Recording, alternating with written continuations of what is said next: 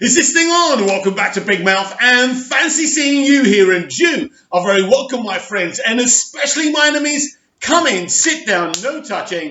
I don't do the touching. Are you feeling charitable? Then smash the subscribe button and the like button, and please do follow me on Twitter at Movies TV Man, and welcome to Saturday's episode of the DCEU Daily. And today we are going to be talking about a potential Superman announcement at the DC fandome, and then after we discuss that, we'll be going through the scheduling for fandome and when we can see what. So look, it's a massive event.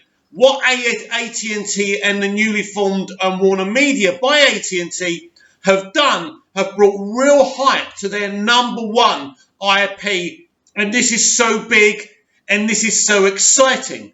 Now, I've done these kind of videos before discussing how important that Superman is front and center of the DC IP. For those people who feel that Superman isn't important, that he's your grandfather's hero, you are simply wrong. It is as simple as that. We must get one thing. The most important thing that we must get, the most important announcement that we must get at DC fandom is the announcement that we are getting a Superman movie. I don't care if it's a Man of Steel 2 or whatever you want to call it. I know everyone calls BVS the sequel, and it is, because Superman has been shafted by the old WB regime too many times. We were supposed to get a Man of Steel sequel, but instead, because Man of Steel didn't make $1 billion like they wanted it to, the old regime, they decided to bring Batman in. That wasn't supposed to be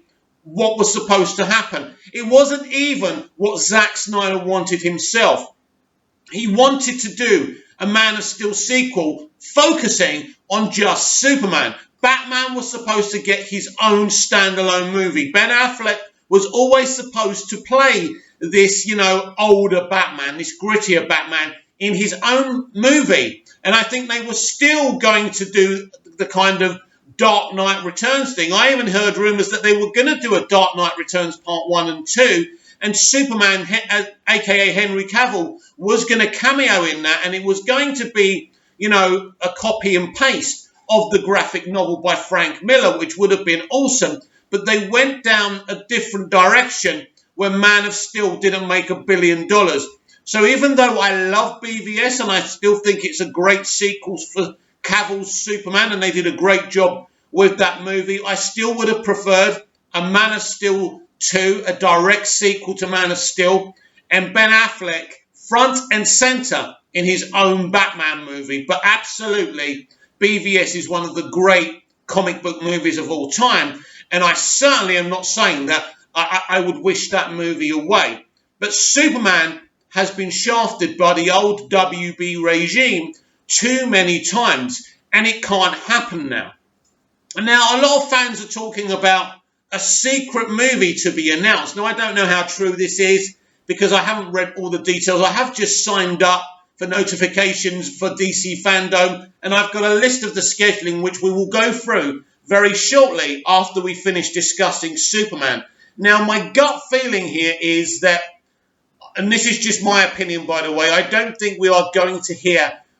Now, this is just me. I don't think we are going to have a Man of Steel 2 sequel announced by AT&T and Warner Media. I believe that J.J. Abrams' Superman movie is the one that's going to be announced. I've said it before and I'll say it again.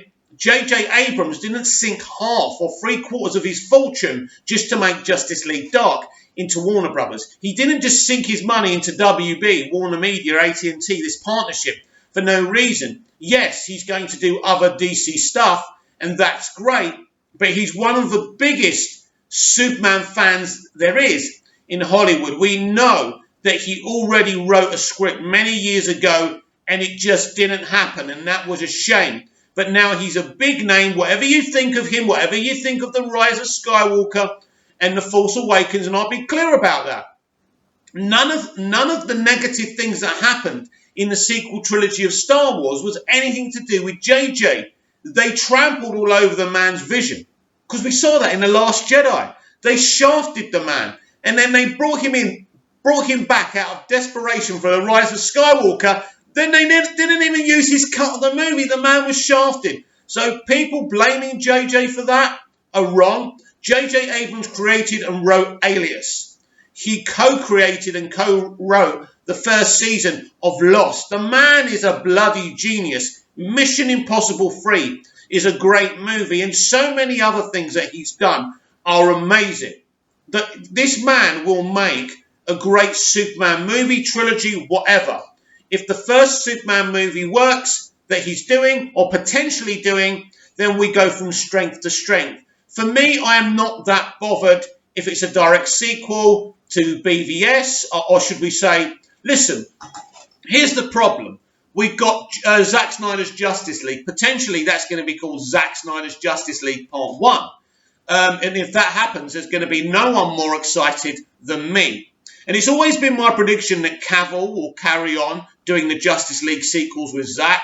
And when we get through them, then maybe he'll get a straight-to-streaming Superman TV series. And people who say that's beneath him, let's not forget that he's already working on one streaming series over on Netflix with The Witcher. You know, these big-name actors are happy to do these high-quality streaming series. So I think that Henry Cavill's Superman's future is definitely on HBO Max on streaming. And I do believe that J.J. Abrams' Superman is a different creature. Now, I could be wrong. Henry Cavill may be part of those plans, but I don't believe that Henry will be part of JJ's Superman. Again, I could be wrong. And nothing will make me more happier. I literally don't give a damn who plays Superman. For me, my loyalty isn't to actors. My loyalty is to this character. I've told you before. This means everything. The reason I love DC, the reason I'm a DC stan, is because of Superman, because of Superman the movie. That film enticed me into loving Superman. And Smallville, which was also a Superman prequel story, was the reason I really got into DC. But Superman is always going to be my main priority, even though I love The Flash and Green Lantern and Batman and all the other characters. I want to support everything, and I do. But for me, Superman has to be front and centre. We've got a new Superman and Lois TV show, you know, run by the guy who ran the first season of the Flash TV show, and that's when the show was at its best. Again, I'm really excited about that. But for me, if there was no announcement for a Superman movie, I would be devastated, and I would start questioning my support of AT&T, HBO Max, and the newly formed Warner Media by AT&T. It is so pivotal. It is so really important that we get this announcement. And of course, it's not on the scheduling. It wouldn't be. Henry Cavill isn't on the scheduling, and neither is J.J. Abrams.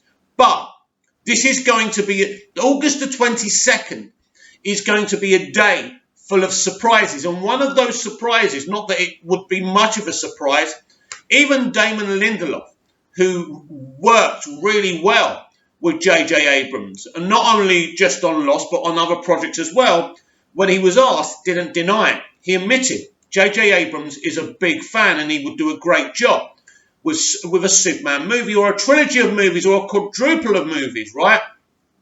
J.J. Abrams can do this. So I believe that J.J. Abrams' written and directed Superman movie has already been greenlit and will be announced at DC Fandome. And as I say, this is so important that Superman is everywhere. So there's so many massive announcements going to happen, but a Superman movie must happen. Now, I understand if we're going to get Zack Snyder's Justice League sequels, it would be hard to do a Henry Cavill standalone movie until they're completed. I absolutely understand that, but they've been talking to us to death about the multiverse, and I believe this is where J.J. Abrams' Superman movie comes in, and this is how I feel there will be a brand new actor playing this. Now, we could totally be shocked out of the park, and maybe Brandon Routh will be cast in a J.J. Abrams movie. Who knows? Who knows? Anything's possible here. Brandon Routh is no longer in Legends of Tomorrow. There's a reason for that. So either he's J.J.'s Superman, or he's going to be another HBO Max Superman, because I've said this before, that I believe that this company understands what Superman means, how important Superman means. Superman means so many different things to so many different people. I speak to people all the time who are fans of the Reeve movies, of the Snyder movies, or even some Singer of Superman Returns fans, right?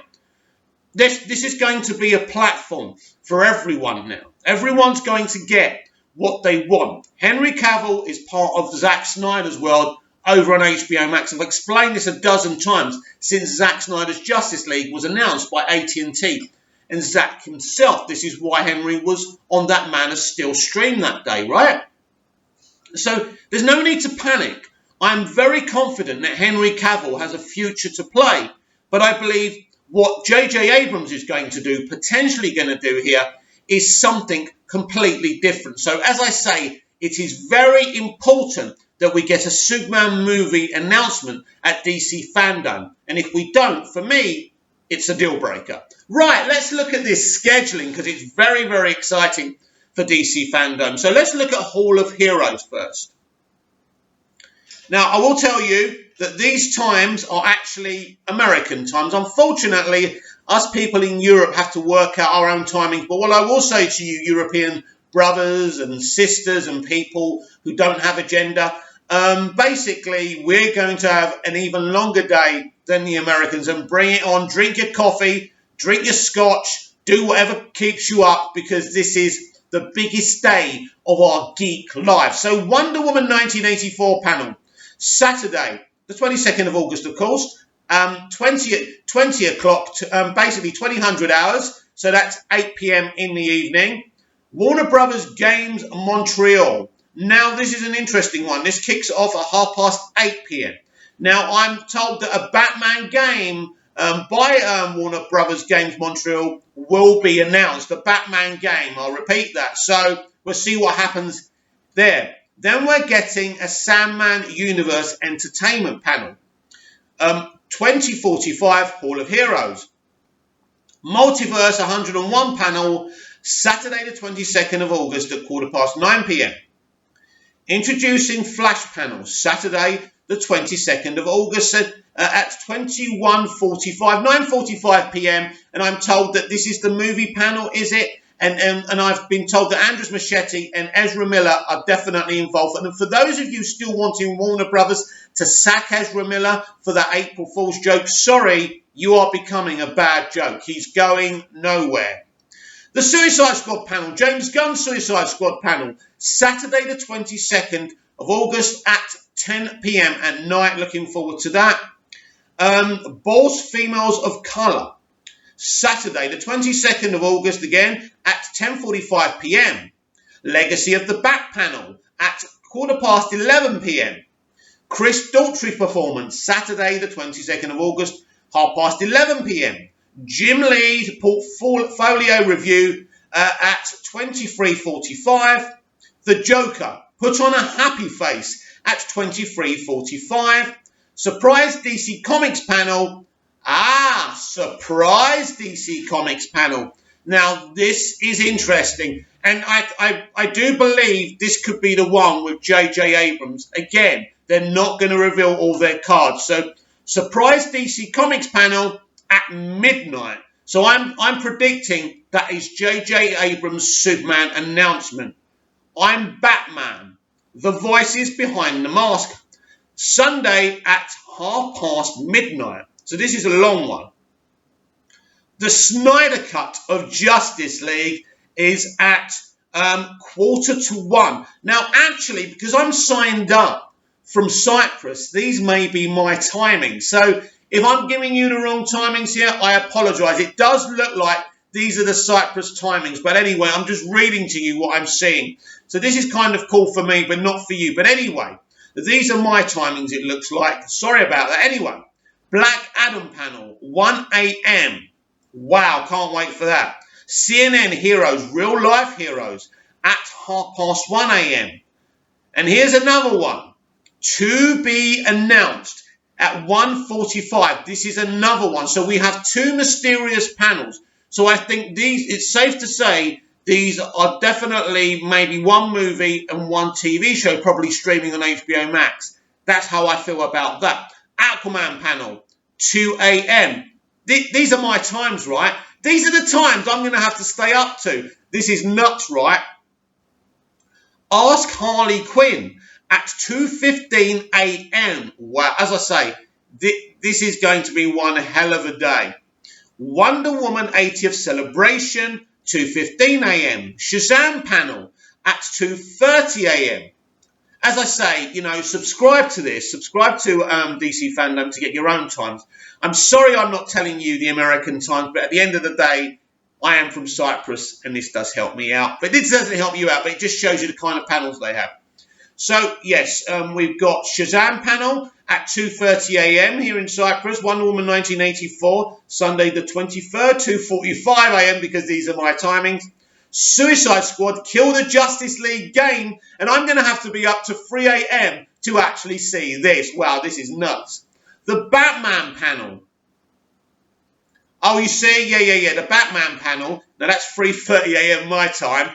And now they're showing you the repeats that you can see. So I can see Wonder Woman 1984 at 4 a.m. Wow.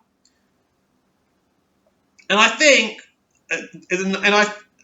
we got Beyond Batman on Encore, introducing the basically, this is just a repeat screening. So basically, even though you can only, it won't be available forever to see this. You've got to watch it on the day. They will repeat a little bit. So Watchverse. So what is Watchverse?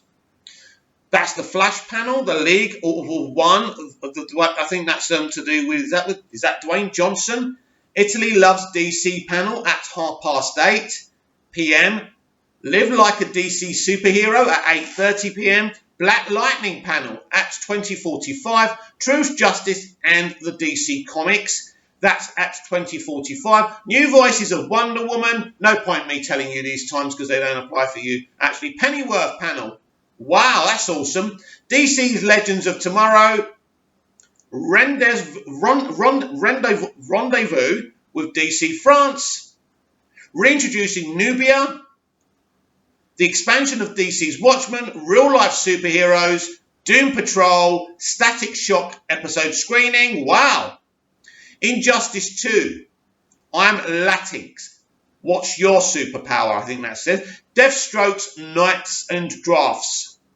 Brazil Loves DC. Superman and Lois panel. We've got Immortal Vigilante. We've got the Creative Coalition. Watchmen Unmasked. Deathstroke. And then I think we've got the Kidsverse. Know what's on this? DC Superhero Girls, Ask Beast Boy, etc., etc., etc. Teen Titans Go. I won't go through all of it. The Uverse. DC Virtual Run. Basically fan art gallery. So these are the things a lot of us will be less interested in. But as you can see there's some very, very interesting things going on. I do apologise that I read you out the times that were for me and not for you. So whatever your times are, sign up like I've done to get notifications and alerts for DC Fandom, because it's, as I say, as a DC fan, this is the most important thing ever. What AT&T and the newly formed Warner Media have done is something so big. In a year of a pandemic, they have made themselves relevant. There's no question the DC IP is their biggest. Now, we spoke about some redundancies at DC Comics, but don't think for a moment they're winding up the comics. They know that comics will help sell the live action IPs, whether it's TV, streaming, or movies. This is massive for them. It's massive for us. We have got 2 panels. We don't know what they are. I believe one will be J.J. Abrams' Superman. It's really important that a Superman movie, whoever's doing it, is announced. And the other one may be to do with the Green Lantern TV show. They have teased about Green Lantern already. We may be getting a movie as well. And I think one of the most exciting ones for a lot of us is Zack Snyder's Justice League. People have asked me for a prediction how long the trailer will be. I'm looking at 3.5 to 5 minutes. It wouldn't surprise me if Zack's given us a 5-minute trailer. But look, for me, today's episode was always about the positivity. It's not long to go now, and very, very shortly, DC Fandome will be upon us. It's not only a celebration, that's what's already come before us, but it's about the future of DC and these DC characters. And Superman is pivotal to this. And I think that AT&T understand how important this character is. Comment down below, like, share and subscribe, and I'll be back tomorrow with even more DCEU Daily. See you again soon.